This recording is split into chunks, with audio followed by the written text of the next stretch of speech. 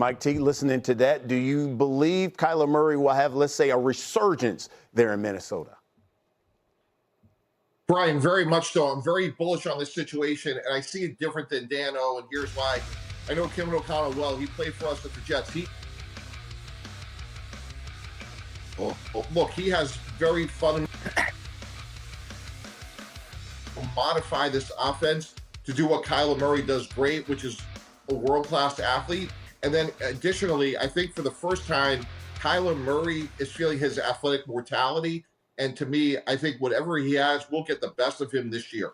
All right, Groff, so what are you hearing there in Minnesota? What they're playing then for Kyler Murray?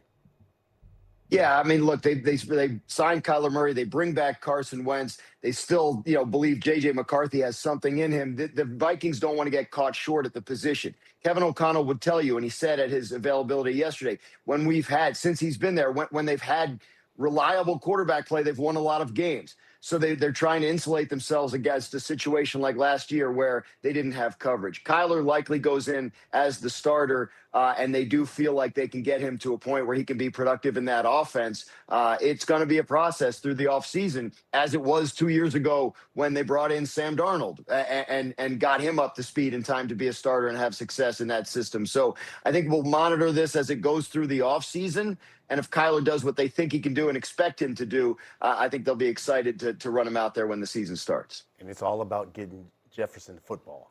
Yeah, and I think that Kevin O'Connell actually made a really interesting point football-wise about it, saying teams really aren't going to be able to double-team a Justin Jefferson, mainly because of Kyler's athleticism and playmaking. You got to be a little bit worried about, are we going to take two bodies, pay attention to Justin, and not have that extra person for Kyler Murray?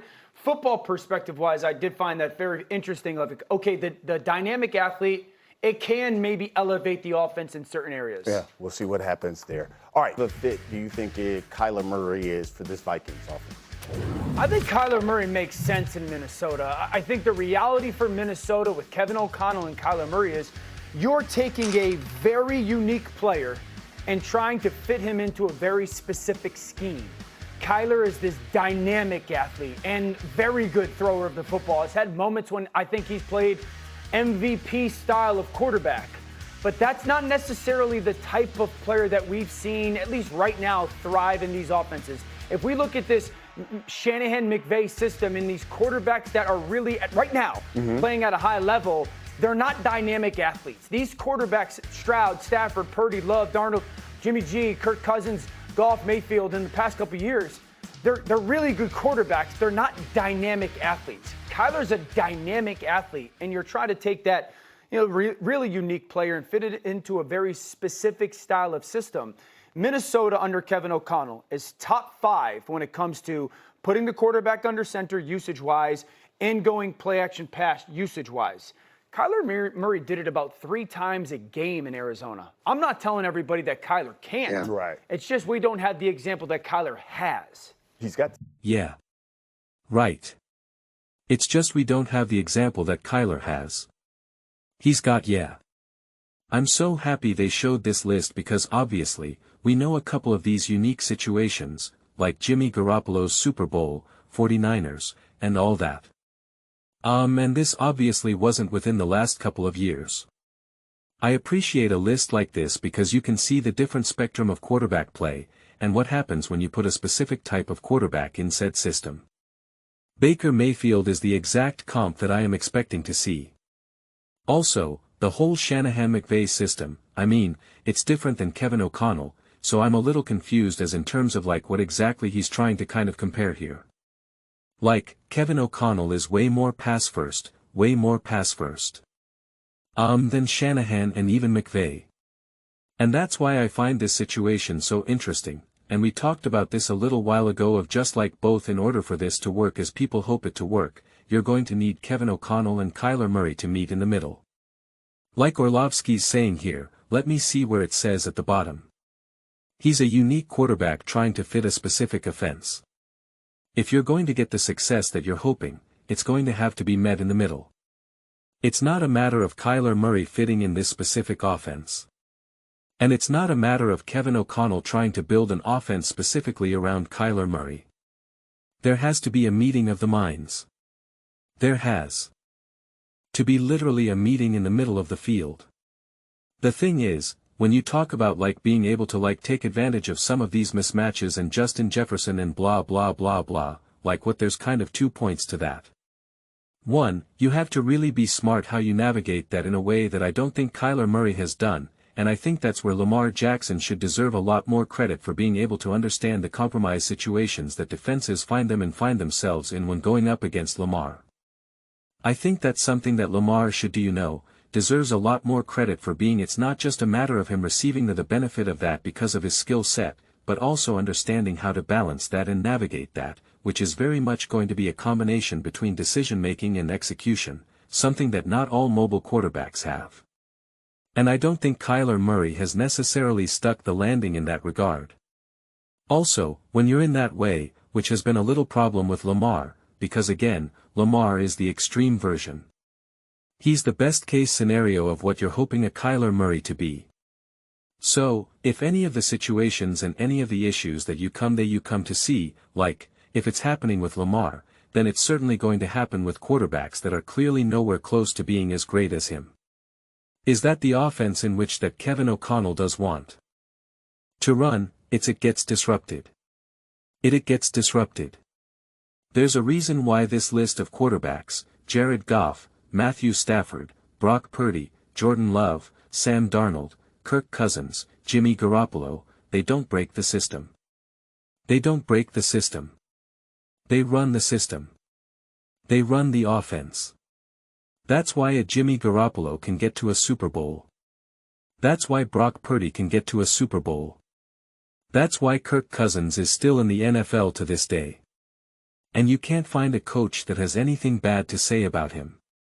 And why he was still getting offered $150 million as a 36-year-old who blew out his Achilles. That matters. The one quarterback who tends to break the system is Baker Mayfield. And he finds himself on the outside looking in way more than any of these other quarterbacks. Again, Jimmy Garoppolo is no longer really playing, but Jimmy Garoppolo, you can't deny his success. You can't deny that. And so, that is, to me, the thing. That's why I compared Baker and Kyler. So, can Kyler have a resurgence of a career? Certainly. Can the Minnesota Vikings have a lot of success with Kyler? Absolutely. But, to me, it's a Baker Mayfield level of success.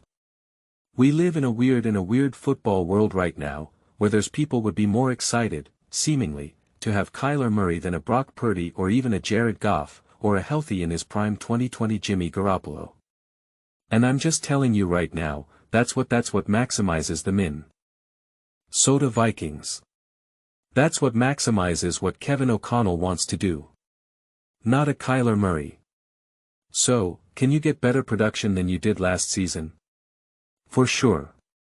Can you have even some really exciting moments and some exciting wins square on the shoulders of, wow, that was a heck of a play by Kyler? Absolutely. But, does that bring this whole thing home? That has continued to be my biggest take with the Minnesota Vikings. I'm not looking at them through the lens that I'm looking at the Tennessee Titans or the Atlanta Falcons, where I'm just I just need to see you go in a positive direction, take a step forward. But that's not how I look at the Minnesota Vikings of how do you bring this whole thing home. You got Flores, you got the great defense. You got the great you got the great coach. You got Justin Jefferson, etc. You got the things. How do you bring this home? How do you put this all together? Not just how do we have a better year than last year. How do I feel like we're just going in the right direction? It's not where I'm at with the Minnesota Vikings. So, I definitely fall more line with Orlovsky here in terms of the view of Kyler, and that's why I would not be surprised if we just essentially get a very similar, nearly identical Baker Mayfield to the Bucs situation where you're just alright, this is working, this is good, right? And you see the benefit, and you even have moments when you this is spectacular. Before last season started, or maybe the very beginning of last season, even had someone like Colin go out and say, oh, Baker, he's the top 6 quarterback. I don't think he put him in the top 5, but he's like top 6, top 7, top 8. And he was like, he's come a long way. And now he's kind of like, I don't know. Maybe not. Maybe I got a little too excited with that. Maybe I went a little overcorrection there. And a lot of people overcorrected with Baker cause they were just like, wow, look at this what he's been able to do, this resurgence. The Bucks are winning. They're even getting to the playoffs. They even won a playoff game. And again, that's all well and good. That's genuinely positive. That's a genuine victory. There were people that were calling for Baker Mayfield to retire and say you're done before he obviously went to Tampa Bay. And so that's awesome. That is so awesome. But like I'm not looking for the Minnesota Vikings to be the Tampa Bay Buccaneers. I'm looking for them to be the Los Angeles Rams, the Seattle Seahawks. I'm looking for them to be the team where we're like, that's the team to beat. That's the elite team. That's the team that can win the Super Bowl. Not the team that you're like, yeah, no, they're pretty good, pretty competitive, pretty fun. Yeah, hey, their quarterback can definitely win you some games. You're always in it when you got so. And so on the center. Like yeah, it's great. That's awesome. That is positive. Call me crazy. I'm looking for more. That's just my expectations of the Minnesota Vikings. That's just my belief in the Minnesota Vikings. And I look at them on a ticking clock. Justin Jefferson's not getting any younger. And Brian Flores will leave one day. And that defense will not, will suffer for I'm not saying it's not like you can't build another great defense or get another great defensive coach, but Brian Flores is awesome. And you burned some of your get out of jail free cards these last few years. And so now it's like, okay, what do you got?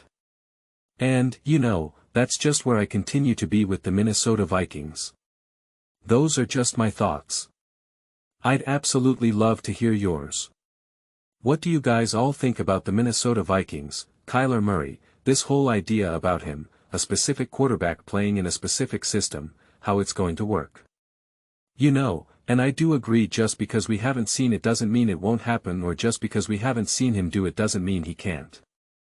I always emphasize that those types of takes. So I'm not saying it's something that he can't do etc. etc. etc. Just what's the likelihood of all of this unfolding the way the people who want it to work to the highest degree, that it actually does.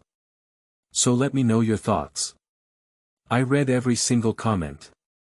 So whether you agree with me or disagree with me, either way, let's get into some discussions. Let's get into some fights.